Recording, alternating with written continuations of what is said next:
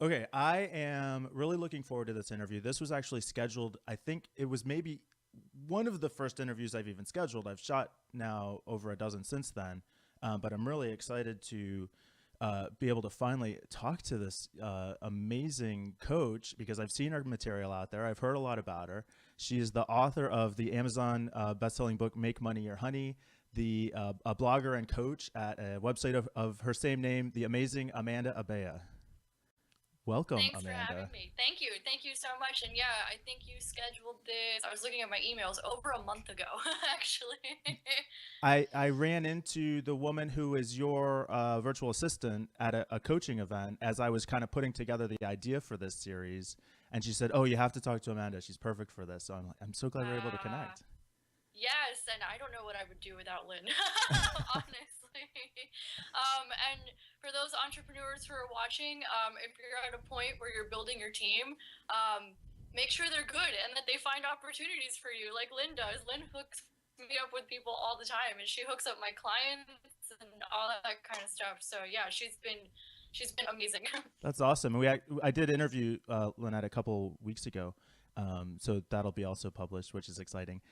Okay, so tell me about your coaching. I mean, I've kind of heard some of your story in other interviews, but what is it that we need to know about you getting started here?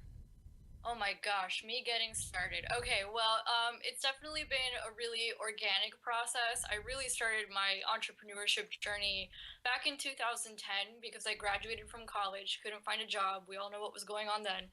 About 6 months, and I actually started this journey because one day I just woke up and said, I'm sick of not making money. What can I do? And I started freelance writing.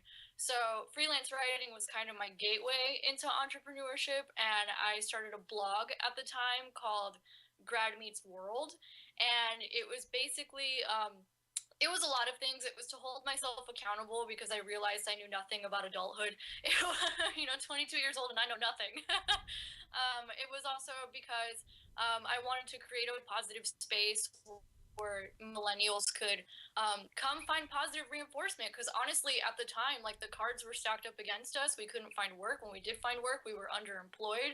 It was a hot mess everywhere you went. And then everywhere we turned, there were articles about how screwed we were. And I just said, no, this isn't me. I'm not entitled. I'm not lazy. I'm not, interested in just taking pictures of my food. I've, worked my ass off to get here, and, I can't find a job, and I'm trying to kind of, do this thing on my own. So I ended up getting a job, working in recruiting, and we're specialized in college grad placement. So suddenly I was like on the front lines talking to my peers and my audience at the same time. And it was a very organic process. Suddenly it went from, talking about stuff like how to budget, how to do a job interview, and all this stuff to wait a minute, something's changing here. The world of work and money, something's different. Something's not like it was before, you know. And the company I was working for had been around 45 years at that point, and it was kind of a shock because it used to be okay, you would get a job and you'd have that job for life, and then you'd get your pension or your retirement or whatever it was, and then you're set, you're golden, you're done, you get your gold watch when you're 65 and you move on, right? And the more I worked in this industry of recruiting, the more I realized that that was no longer the case. It was dead, it was done. Yeah, and I love that motivation. It's a lot of the same reason why I talk about this because there's my angle on it is kind of just emotional health for everybody, but I Yeah. really focus on entrepreneurs for many of the same reasons. When I left my last job to start my most recent business was in 2008, October of 2008, which was the month that everything completely collapsed. So I Yep. get how hard it is, and you're absolutely right. The economy has totally changed, and so you have your cohort coming into the market competing against jobs that don't exist with people who used to have full-time jobs, Pretty much, yeah, that's what we were up against. and Yeah, this I is mean the the only whole model we knew. Yeah, go ahead. and this was yeah, it was the only model that we knew. And when I started this back in 2010, and the whole online entrepreneurship had kind of already started, but I feel like because of the Great Recession, because people found themselves having to be resourceful, because they stumbled upon it kind of like I did, because I needed to make money and I needed to make it fast. um, it just kind of exploded. I mean, like we were talking, you know, it's so different. People have realized that this is an option for them. And the thing I come up against all the time, and the reason my coaching, you know, eventually people started asking me, like, hey, do you do coaching? You seem to have kind of figured out this online marketing thing. And I was like, yeah, sure. So I got my coaching certification. And as we were discussing before we got on here, I thought it was going to be like general life coaching, you know, like a Gabby Bernstein, Marie Forleo type thing or whatever, because Danielle Laporte, because that's what I had at the time, and those were things that I was watching.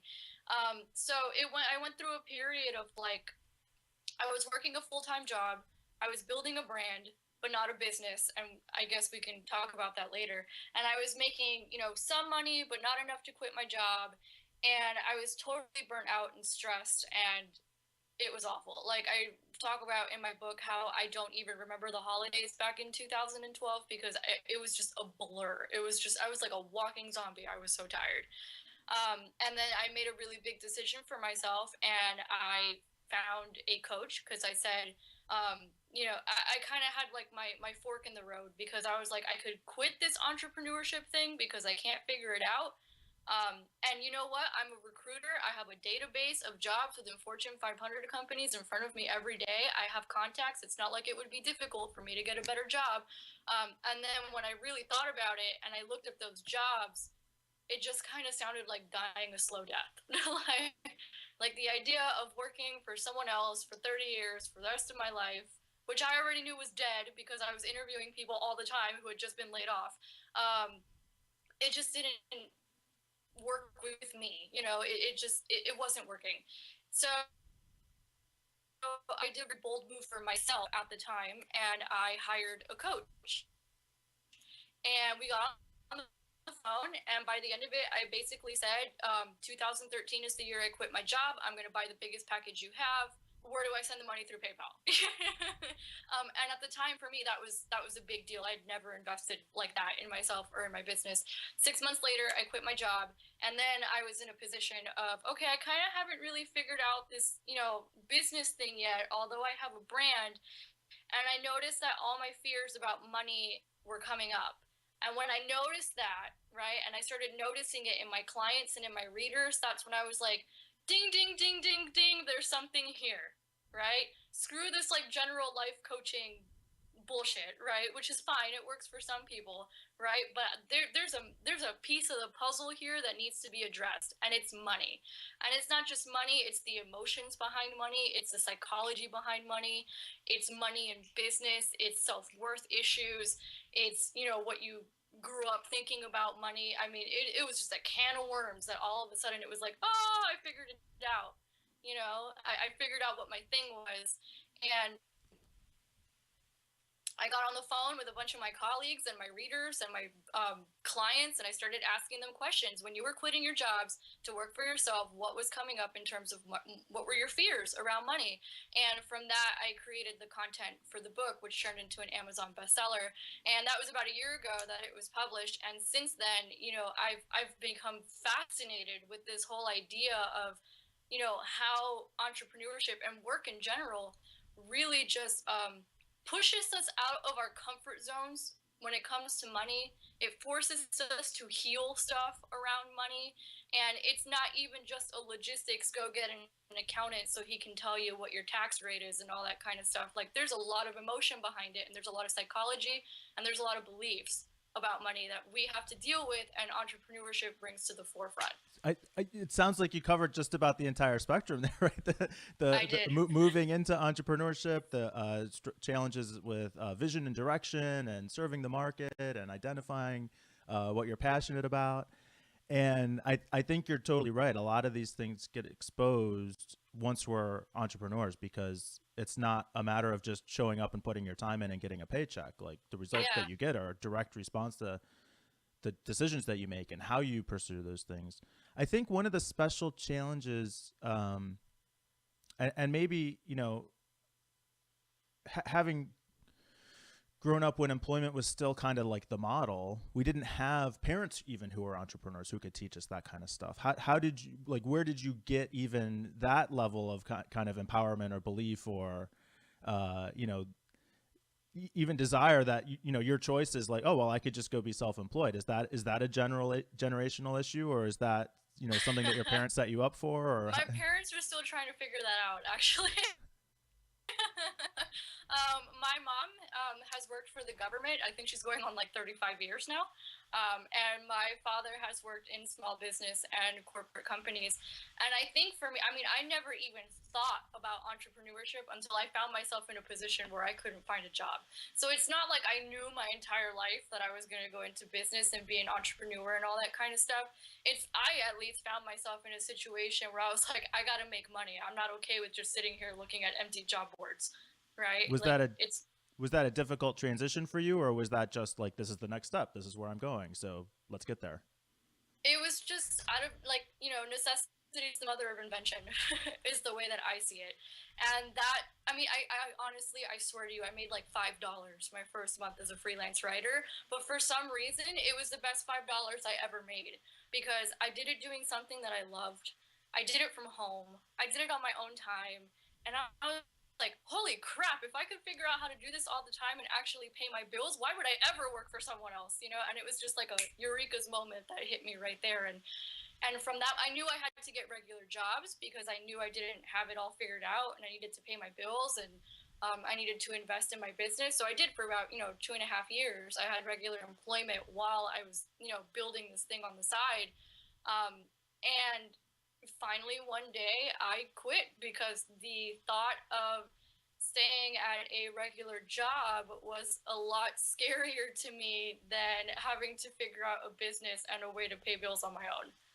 And so for you, the part of this transition that ended up being a little bit of a stumbling block was that money piece. Is Oh yeah, yeah. And I think it's actually really common for a lot of people. I see it in my clients all the time because it does challenge the way you think about money. Entrepreneurship is going to challenge the way you think about everything, right? But suddenly it's such a different way of looking at money than an employee, right? So, like, for example, let's go back to that business coach that I hired a couple years ago, right?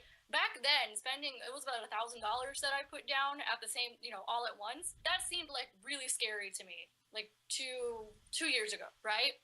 I'm about to invest a lot more than that in my business, right? To upgrade systems and expand and deal with all the growth we've got going on, and it does not scare me like it used to. And the reason being is because I've completely changed the way I think about money. Back then, I still had a regular job, so I thought money was finite and that it was decided by someone else how much I was going to make. Now so I know that if I want to make more money, I just got to, figure out an offering, work a little harder, raise my rates. I mean, there's always a chance to make more money, and I understand that now because there's no red tape. and that so I mean, even then, spending that money didn't stop. The fear of spending that $1,000 didn't stop you from doing it. You were able to move through that, right? So Yeah. what did the struggle with money look like for you? Oh, I think for me, I work my clients. We sometimes have to do an exercise where we figure out what money actually means to someone because no one wants money for the sake of wanting money. Let's just be very clear about that. No one wants money just to have extra zeros in their bank account. It's not why we want it. We want money because it makes us feel a certain way and it allows us to do stuff. So for me, money meant, security. And that was the story that I picked up as a child because my mom really, worked her butt off at a job she kind of hated to make sure that we were all secure and taken care of. Same with my dad. That's why they worked, to make sure that we were all secure and taken care of. So for me, security for a long time looked like I'm getting X dollars every month, and this is what it looks like. It must look like this, right? And when you move into entrepreneurship, you start to realize that it's not so black and white. So that didn't get exposed while you were in a career job because you would get that steady paycheck, so that felt like security. But then Yeah. when you moved into entrepreneurship and you didn't have that steady paycheck, that felt more like insecurity, more fearful. Yeah, it was horrifying actually. how, The how did first that? How month did you was feel that?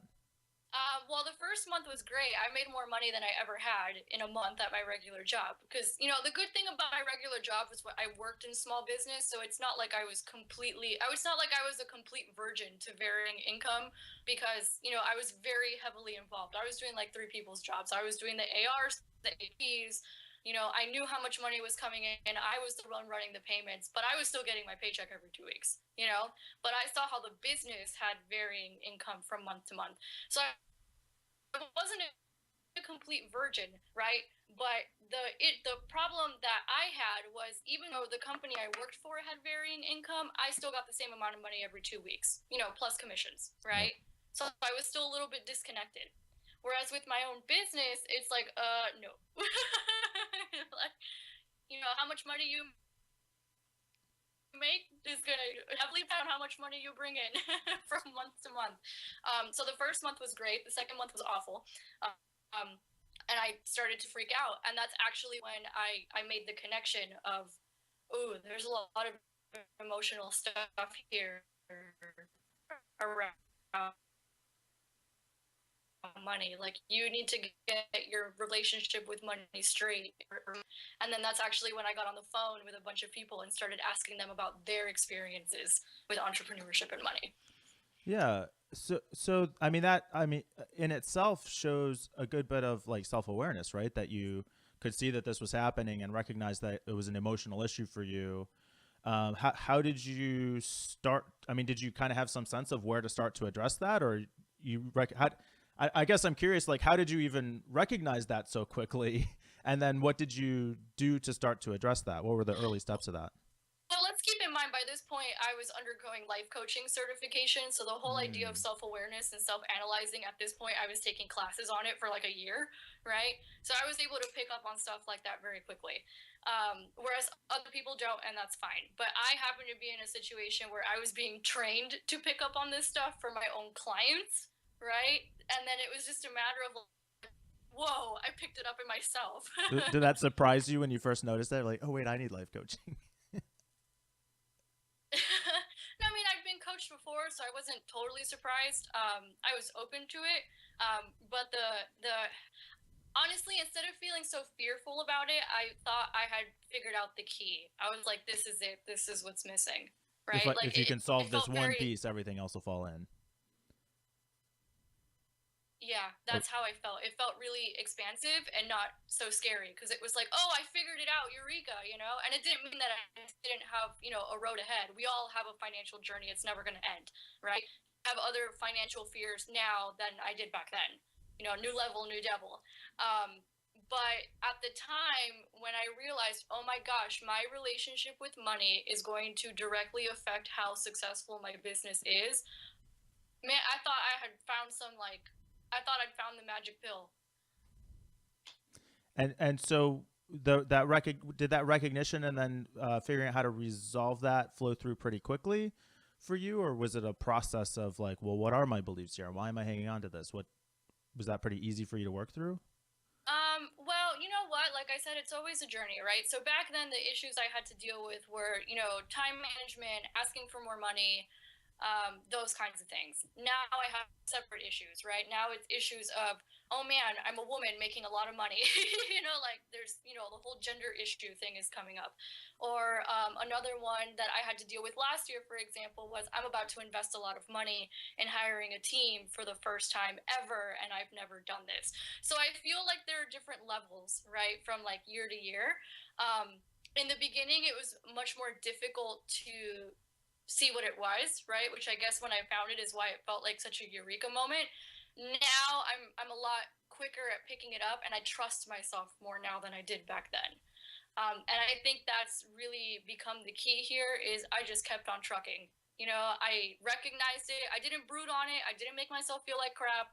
I didn't, berate myself, which is a lot of people get stuck in that. I just forgave it. I said, whatever I picked up about money, whatever mistakes I've made up until now, it doesn't matter. This is a clean slate.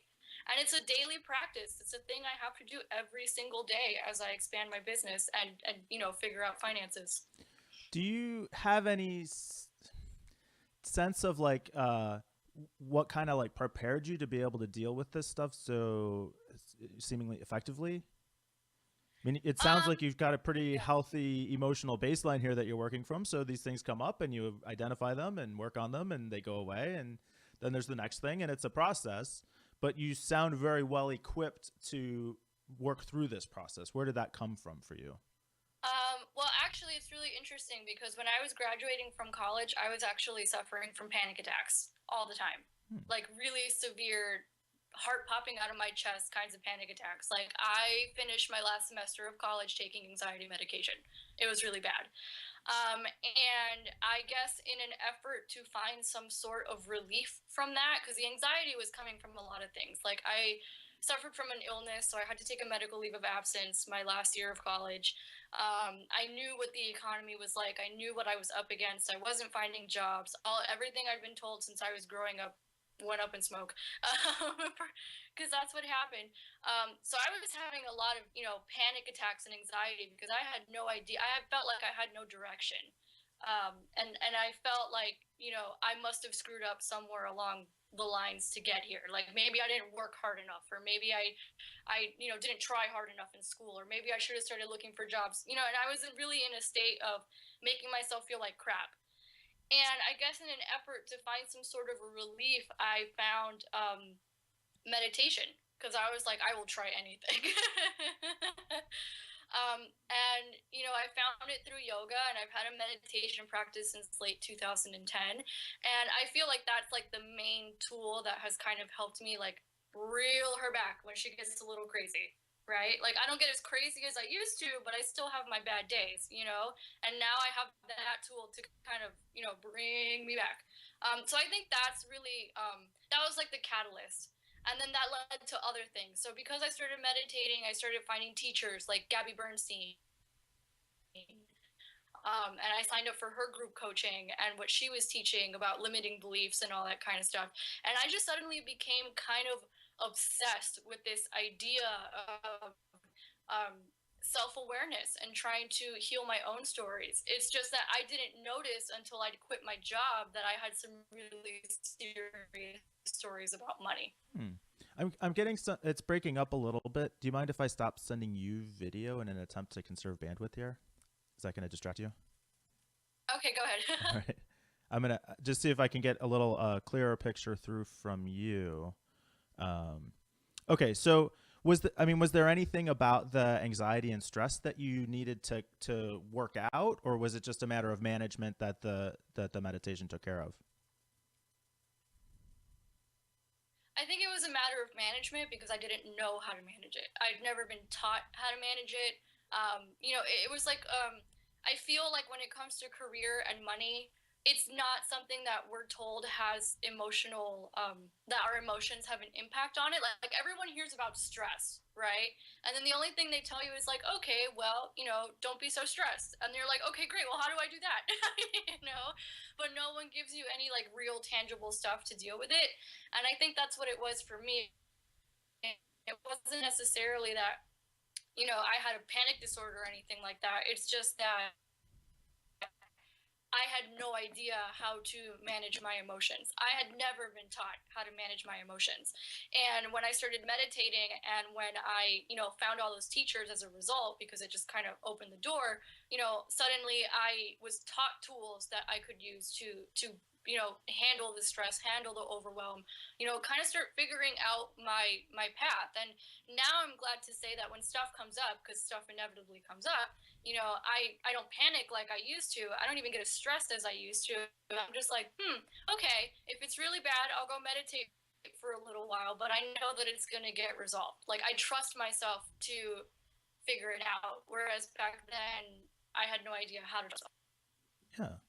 It's so it doesn't sound like it was something that was like you learned necessarily like bad lessons about emotional management and health, just that you didn't have the tools you're saying I to just be able. didn't learn anything Yeah. about emotional management. No, I've learned nothing. And so once you're able to pick up those tools, everything else started to kind of fall into place. Yeah, It- it's like as soon as I was willing, right, to kind of start healing that, then everything I needed kind of showed up organically. oh, that's cool. So Yeah. how does that work?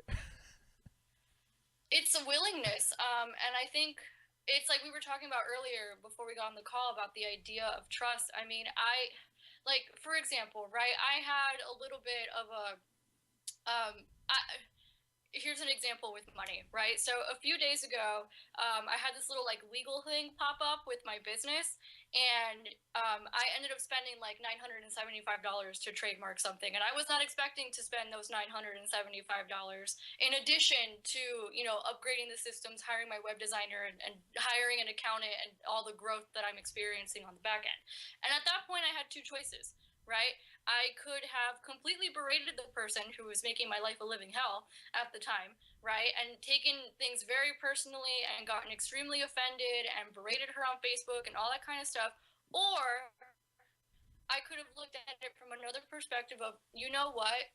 As your business grows and expands, you need to, protect that which you've built, right? You need to protect this. This happened at the perfect time because you already see the expansion that's going on in 2015. This is a necessary step in the process, right? So I trusted that the money was going to show up. And lo and behold, a couple days later, I am talking to some software people because we are upgrading our email marketing and CRM and all those systems, because we currently do not have the systems in place to handle all the people that are coming in. And I was here expecting that I was going to have to spend like $2,000 up front plus like 300 a month plus whatever, right? In addition to the 975 I'd spent, right? And I actually ended up getting the training for about 500, and it might actually end up being free with a referral credit, so paying nothing for the training essentially. And they gave me one of the best packages they had for about 217 a month instead of the 400 I thought I was going to have to spend.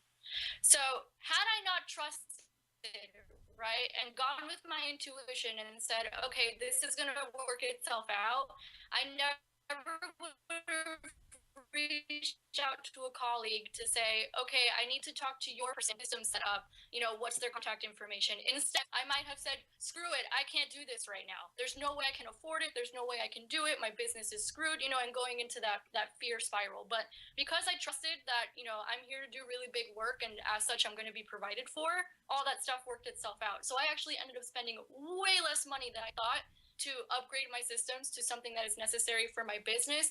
And at the same time, I was able to, legally protect an asset that I've built. So I hear kind of two things there. One is being able to recognize when you're starting to get sucked into that fear spiral, as you put it. And Yeah. then two is being able to come up with a strategy or tool to cope with that and not just sitting in it and getting sucked into it deeper and deeper and deeper. So Yeah. what would you say, like, what's your advice to a business owner who is just finding themselves getting sucked into that over and over and over again? How do they break that cycle? It's a lot of practice. In terms of money, for example, I would say that usually when it comes to issues around money, for example, it goes back to self-worth, right? So if you're struggling in terms of trusting that your finances are going to be taken care of, right, that usually goes back to an issue of self-worth, of you thinking that you are not worthy of being taken care of. You are not worthy of making this a successful business. So one thing that I have a lot of my clients do who are facing those struggles within their businesses is I have them do an exercise every night. And this is actually from Kate Northrup's Money, a Love Story, but I kind of like modify it for my clients. And everyone talks about the gratitude lists and all that kind of stuff, but what I have my clients do is I have them list out a couple of ways each night that they either provided value out into the world that day, or things that they are grateful for about themselves. And what that ends up doing is they kind of rev up that self value and that self worth. And with time, they are able to have that confidence and that self trust that they're going to be able to figure it out. They realize that they're putting a lot of value out there. And what ends up happening a lot of the time is that value ends up being reflected back to them, sometimes in the form of money, sometimes in the form of help, sometimes in the form of more time.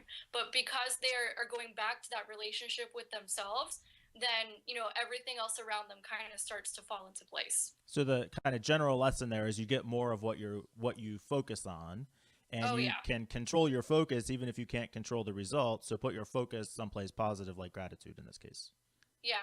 Yeah. And in this case, really struggling in terms of money, which a lot of business owners struggle with, focus on why you're grateful about yourself, or, how you are helping people that day.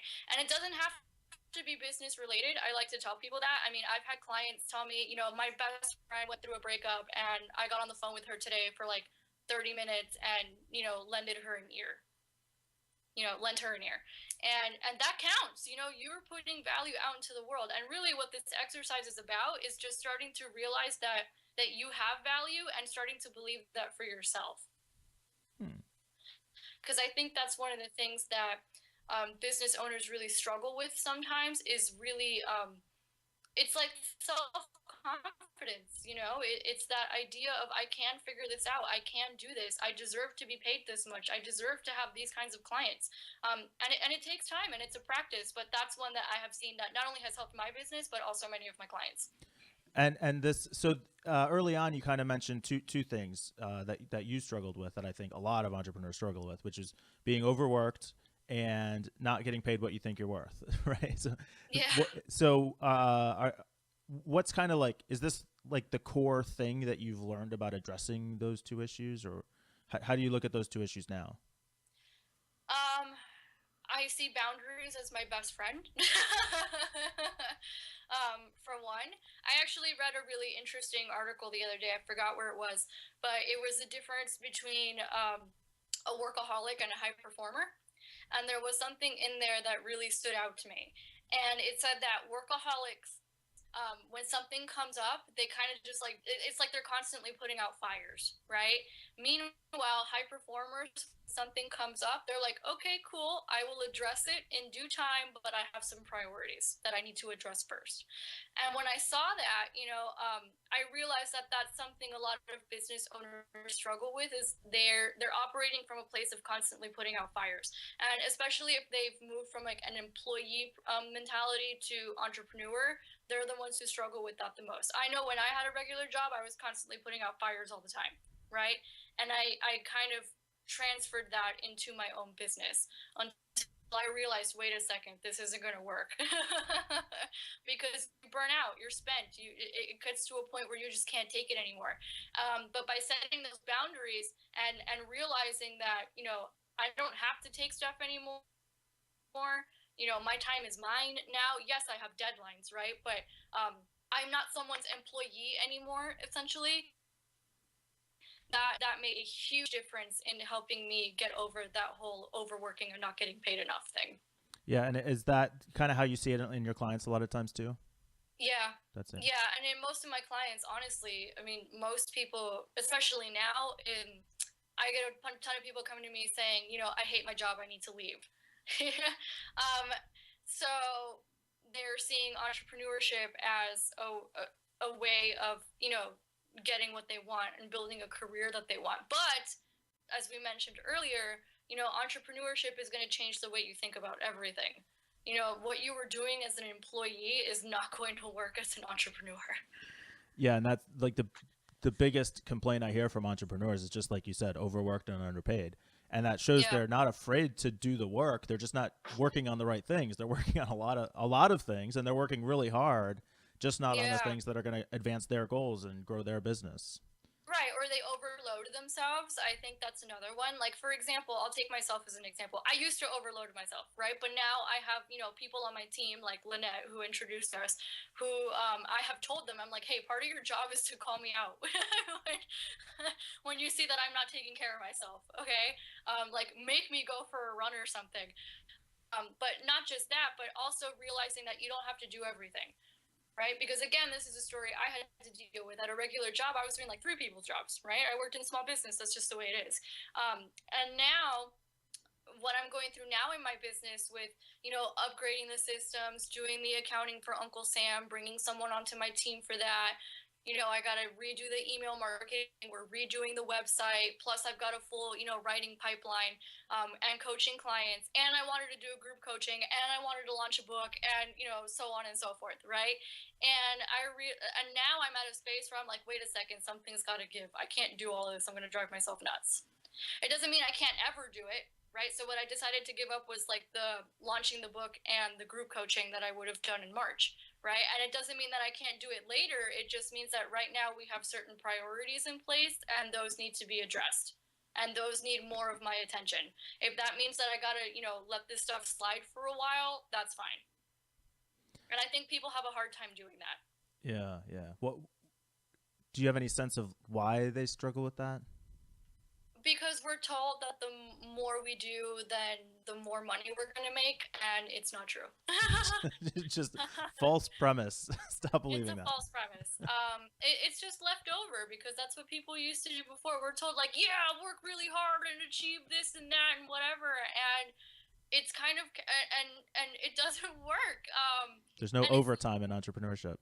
there's no like no one gives a shit how many hours you put into something. Like you're not getting paid for that. You're getting paid based on what value you're putting out there and solving people's problems, not how many hours you put into something, which is also, something that's left over from those who are moving from regular employment to entrepreneurship. Okay, so for me, my benchmarks when I think about what I want out of my business, I come up with happiness, success, and fulfillment.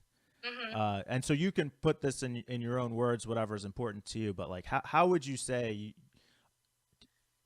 Do you have those things in your life today? Like, are you happy and successful and fulfilled by the business you have, or you? Yes, and a lot of it has come from really just having a better relationship with myself. It's come with putting myself first. And I know that that sounds really counterintuitive to some people, but it works. Like, take care of yourself, mentally, physically, emotionally, spiritually, because if you do not do that, right, it will show in your business. If that means, and I do this, for example, like, no, I don't take meetings in the mornings. That's part of my self care, right? Because what I would rather do in the mornings is I would rather go for a run and exercise and meditate and do my thing. Because I know what happens when I don't do that stuff. When I don't do that stuff, I get really cranky and overworked, and my boundaries get really loose. And I go into a space of thinking that I don't have enough time, or I don't have enough money, or there's just not enough, period. Meanwhile, if I make sure to take care of myself, I'm better to able handle my emotions. Make sense? Yeah, absolutely. Is it fair to say that if entrepreneurs are running into trouble, this is maybe like the key area where they need to start? Yeah, that's a good place to start is making sure to take care of yourself, especially if you find yourself going into burnout. And actually, something that I was talking to Lynn about yesterday, and I've seen this in some of my clients, and it's so true. If you are doing everything you could possibly be doing in your business and you think you're doing it right and it's still not working, that means that there's something internal going on. Yeah, I love that. That's totally true. Okay, so anything else to say about that? No, I think that Okay. basically covered it. So what is your favorite like concept or idea in the work that you're doing right now? Like what are you like really kind of just into and enamored by right now? um, So I decided two things about 2015. I decided 2015 would be the year that I go pro, and 2015 would also be the year of service, right? Not that I haven't always been in service, but I meant like service to a bigger level. And they kind of go hand in hand, right? Because if I want to serve more people, then I also kind of have to go pro with my systems and building a team and all those kinds of things. So right now I'm really jazzed, because I'm starting to see, and this is one of the money lessons I'm learning for myself right now, is if I have a big mission and if I know that the money that I do make is going to go toward helping more people, I'm okay with asking for it. It comes to me a lot easier. I close deals a lot faster. I get super sweet deals like I did on the software that we're upgrading to, and things just work out, right? And it's because I have this really profound belief that, making money for me isn't just about making more money, it's about, putting it back out into the world. So that's to say that the passion behind why you're doing what you're doing has a significant impact on the results that you're getting in the doing of it. Absolutely, right? And oftentimes, people tell me, okay, well, I'm not making money or my business isn't successful or I feel really stressed. And usually when we're coming from that perspective, it's because we're putting all the attention on us instead of who we're serving. Yeah. cool. So what are we going to see this year? Oh my gosh, this year. Well, you're going to see a whole new website. The whole first half of this year, honestly, is just expanding the team. It's a whole new website. We're going to have new freebies. We're going to have new offerings. It's just going to be a lot more about providing a better experience. And I'm also going a lot more into teaching things like meditation. Normally, I just kind of leave that for my private clients and my students and my group coaching, but I'm like, no, this thing's kind of a lifesaver. I think we gotta teach a lot more people how to do this. So Loop I'm starting everybody in. to get everybody in on this one. Yeah. So I'm going to start talking more about that. And then once all that's done, because that's a process. So here's another form of self-care, right? Because I have all this stuff going on the back end, right? That means I kind of need to take a step back from being so extroverted, because honestly, I just don't have the time. And realizing that, and realizing when you don't have the time to do something and that you have to step back and put your focus somewhere else, I think is another thing entrepreneurs really struggle with. So that's going to happen the whole first half of the year. And then once all of that is completed, and of course that is a process, then we're going to start looking into launching the second book. Do you have the topic yet? Do you know what the second book's It's going to pick up where it's actually going to be a lot more about the emotions and money. The first book was a lot, pretty much answering the question how I quit my job, because that's what everyone was asking me at the time. And I talked a lot about productivity hacks, time management, building a team, the idea of valuing what it is that you do, the idea of being of service. And then at the very end, I talked about more practical things like, budgeting and the tools that I use to kind of bring me back to center and realize that, yes, okay, this is going to work out. So the second book is kind of going to pick up where the first book left off. And the whole first section is theory. It's getting people really clear on what their values are, getting them very clear on why they even want this money, getting very clear on what their emotions and beliefs are about money, and kind of starting to heal those. Right. And then the whole second part is going to be, how do I put this into really practical situations? Because let's be honest here, like, it's really hard to believe that, your trust that you're going to be provided for and that you can do this when you're staring at like 80 grand in student loans. So the whole first part is just going to be theory and the emotions, and looking at money based on values and making decisions from that place. And then the whole second part is just going to be, how do we apply this to very practical situations that we have to deal with every day? Because money is something we have to deal with every day. It's not like you do it one time and it's done. It is a journey, and it's going to be a journey you're going to be on for the rest of your life. It'd be nice if you could do it one time and just be done, I guess. I don't know. I know, right? But no, it doesn't work that way. And you will continue to focus primarily on millennials in your coaching? Yeah, I'm going to focus millennials, which at this point is like 20-somethings and some 30-somethings, mostly because I feel it's really interesting, right? So my accountant has been doing, he's like on the borderline of Gen Y, Gen X, right? I think he's Gen X, but like barely. And he's been working in accounting for a very long time. And he was telling me, what the deal is with the older generations, no one talked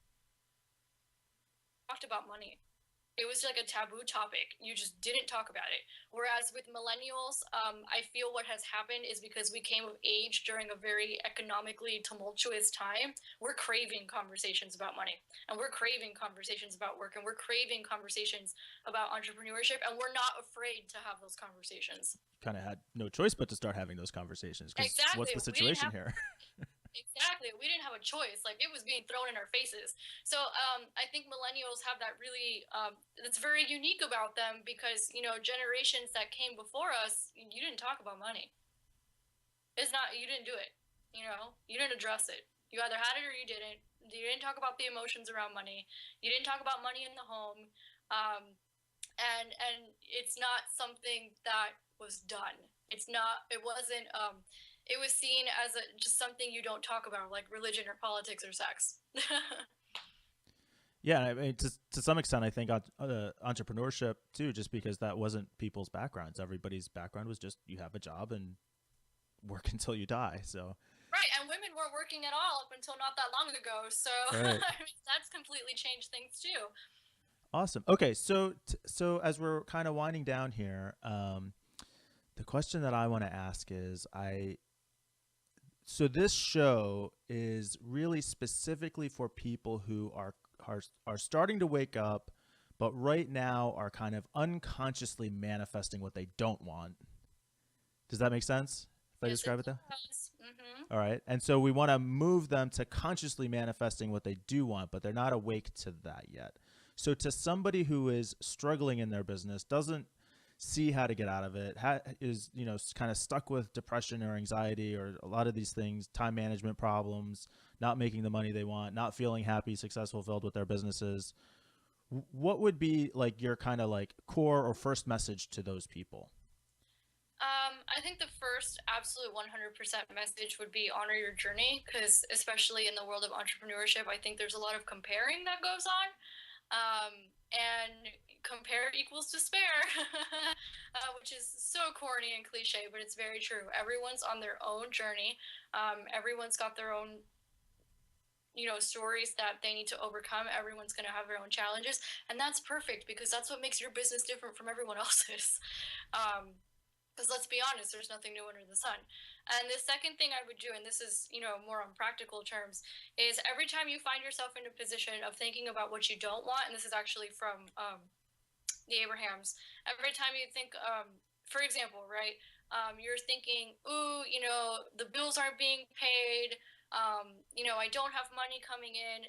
Scratch that record. Start becoming a little bit more aware. Scratch the record, and instead move your thoughts toward what you do want.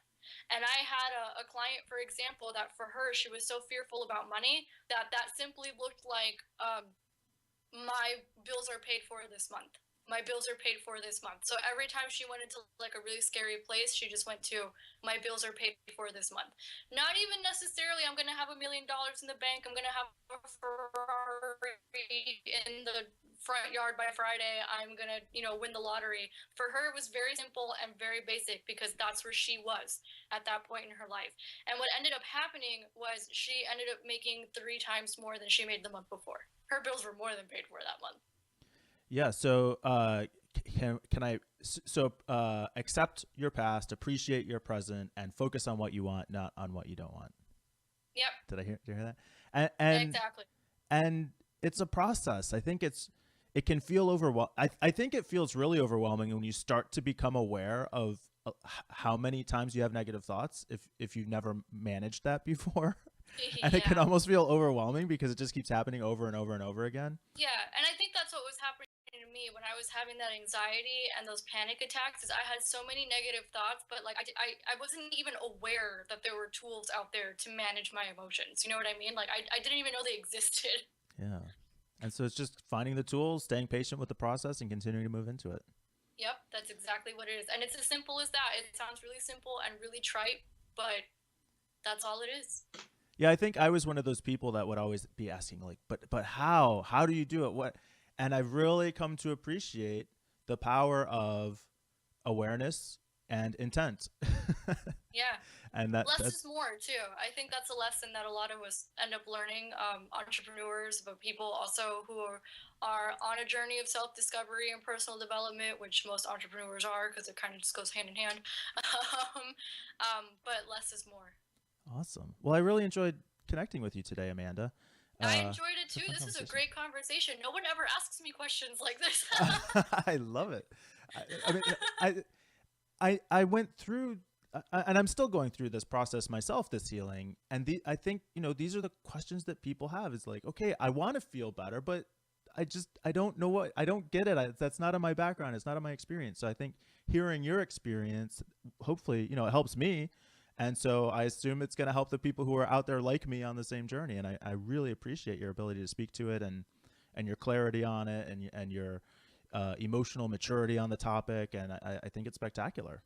Yeah, and you know what? I really, really want to honor you for putting this kind of stuff out there because, and this is part of the reason also why I ended up started coaching around the idea of money as entrepreneurs and money mindset is because I mean I've been writing articles about money, for example, since 2010. Right, I started as a freelance writer, and I feel like business and money particularly is just two areas where they would divorce emotion from it. And I think it's one of the biggest mistakes we've ever made. It wasn't until relatively recently when people were like, oh, wait a second. You can't really separate your emotions from this, can you? Oh, I think you are um, 100% right. yeah, so I want to thank you for, putting the conversation out there and helping to spread that and really spearhead this new direction that we're all kind of moving in. Awesome. I really appreciate that, Amanda. Okay, so we're wrapping up here. Where can we send people to connect with you? Cool. Well, if you're really into emotions and money, I actually have like this little mini meditation series. So if you go to amandabea.com/meditate and sign up there, you will get the tools that I use. I mean, because you were asking me, like, what do you do? So if you want to go find out what I do and do it yourself, just go to amandabea.com/meditate. And it's like a series of 5 emails. You'll get one each day, and it's going to be a meditation. Um, the focus is money because that's my thing, but honestly, like, you can use those meditations to handle anything you've got going on in your life. And I walk you through how to use them, and I have audios where I guide you through the meditations, and those are tools that I use all the time. So you can go grab those. Awesome. We'll send people there. I'll try to make sure I get a link in the show notes, and your website, which I've been trying to put up along the bottom of the screen intermittently here, is amandaabella.com. AMANDAABELLA.com. Right? Yes. Awesome. Okay. Any closing final thoughts here? Okay, here's one.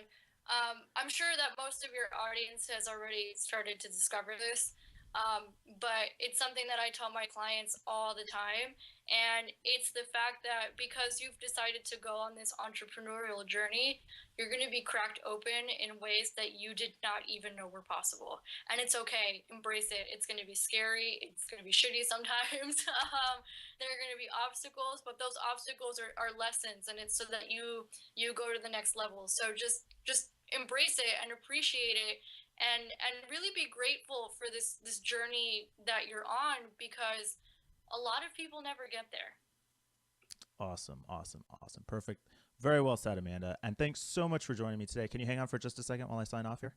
You go ahead. I'll be right back with you. And to everybody else, thanks so much for joining me once again. This was an amazing conversation with Amanda. I'm so grateful to have been able to connect with her, and I hope you got as much out of it as I did.